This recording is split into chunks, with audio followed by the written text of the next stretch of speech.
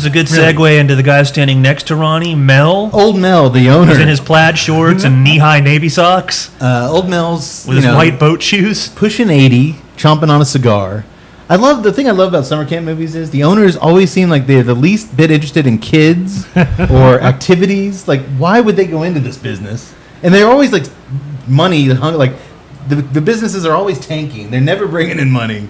The guys are always stressed out and miserable. But Old Mel is especially stressed out and miserable. I mean, he's a crotchety old bastard. They probably figured, back in the day when I bought this thing, it sounded like a really sweet deal. Just people giving me their money, but then I have to have activities for them to do. I just can't lock them. Well, apparently, in the 60s and 70s, summer camps were big things. Apparently so. Did you guys? I guess we should start off real quick before we get it. I wanted to ask everybody that. Any of you guys ever go to summer camp? Yes. I went to band camp. Oh, what are we talking about? Yeah, you went every summer. I did. I went even up into high school. See, I was gonna say it because I always thought it was like a East Coast thing. Around here, you get Bible camp, band camp. It's funny you say that. I always thought it was an East Coast thing too. I never went to a summer camp. Yeah. Did you? Were there any murder sprees? Or we went to Boy Scout camp. No, they were pretty adamant about stopping those before they got started. The murder sprees. But you had fun. You enjoyed it. Yeah, it was all the same standard stuff. I mean, normally you were near a body of water, so you would either, there was swimming, there was canoeing, horseback riding, hiking. So it's like Boy Scout camp. Yeah, I mean, pretty much all summer camps are pretty much the same. Late night beer runs with the cool camp counselors? That was not that too. All right. Three-legged races? Yes. Not the kind you're thinking of. Oh. It's about to get jealous. These actually involved an empty barley sack. Well, feel free at any point, since you're the only one of us. So do mine. Since you're the only one of us who had that experience, feel free to chip in. If. Oh, absolutely. Can you guys say white privilege?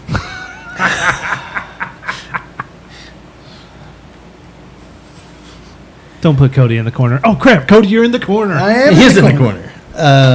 So Ronnie, our families just threw me and Cade in the backyard with a sleeping bag. Here's your fucking summer camp. Ronnie, the Sardinian nightmare, or Sardinian beefcake, I guess, and Old Man Mel are surveying the kids walking in, and they're, Ronnie's loving this. He was made to be a camp counselor. He's seen all these young guys, and he's seen how they're going to change their lives. Across the field, on the other side, watching the kids show up, is the kitchen staff. Artie, the head cook, basically looking like he was going to statutory rape that summer. He was very happy that the kids were showing up. Look at all that fresh young chicken. His first words we hear out of Artie's mouth is, "Look at all that fresh chicken." Ew. Where I come from, we used to call them baldies. Where I come from, we used to call them baldies. And it makes your mouth water, doesn't it? Kind of makes your mouth water, don't it? And then hearing it twice doesn't make it any better. But it is kind of appropriate coming from Mincy. I had to say it. I'm sorry. Oh yeah. I'm not going to let him steal my thunder. I just wanted to say it after he said it so you could hear the difference. And it's creepy. No way you say it. And he's chewing on like a toothpick, just in the most disgusting. And him and all the other guys have the dirtiest, greasiest cooking linens on that you've ever seen. Well, that's the thing. They haven't even started camp, and these guys are already just filthy. I mean, obviously they cared about it. They just looked like they were actually back there slaughtering the animals. Like we only serve the freshest foods. For refried bean night, we all just get into a giant pot of refried beans and swim around. I mean, they're just covered in shit. Gotta love your work.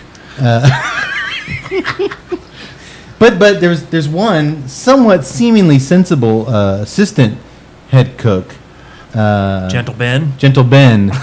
Did you guys notice who that was? No, I didn't. I noticed just from his voice, that is James Earl Jones' father. What? Yeah. Okay. So I saw a Earl Jones in the and then it clicked. That's his credits, dad. And I was like, "What is this? James Earl Jones?" His voice sounds just like him. No, it didn't. Yes, it is a very similar voice. Really? Yeah. Didn't sound like Darth Vader to me. Wow. I can see it now that you pointed it out. I had no idea. Yeah, they actually did some acting together on stage later on in his dad's life. I can actually kind of see the facial structure, but I still can't get the voice. All right. Now you pointed out, yeah, it's kind of obvious.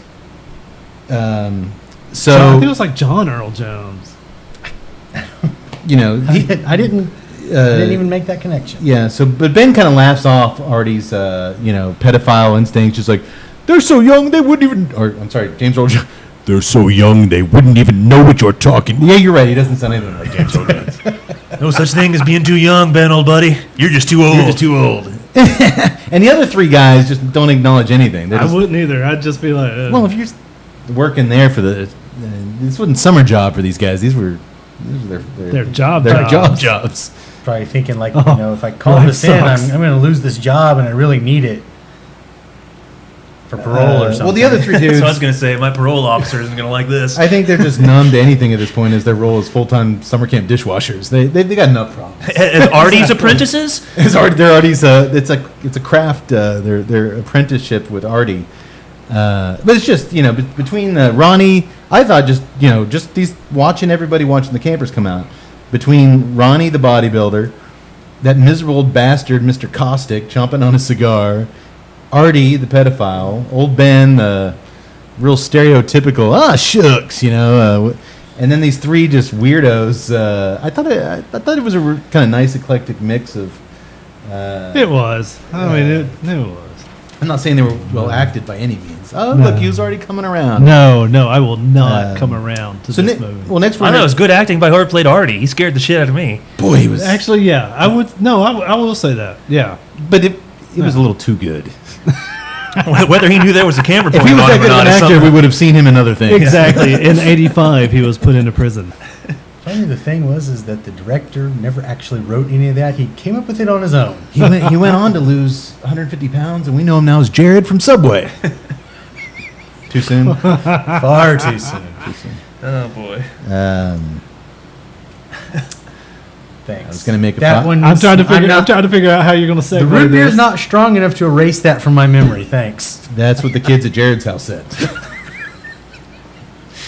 Oh, dear. Oh, dear.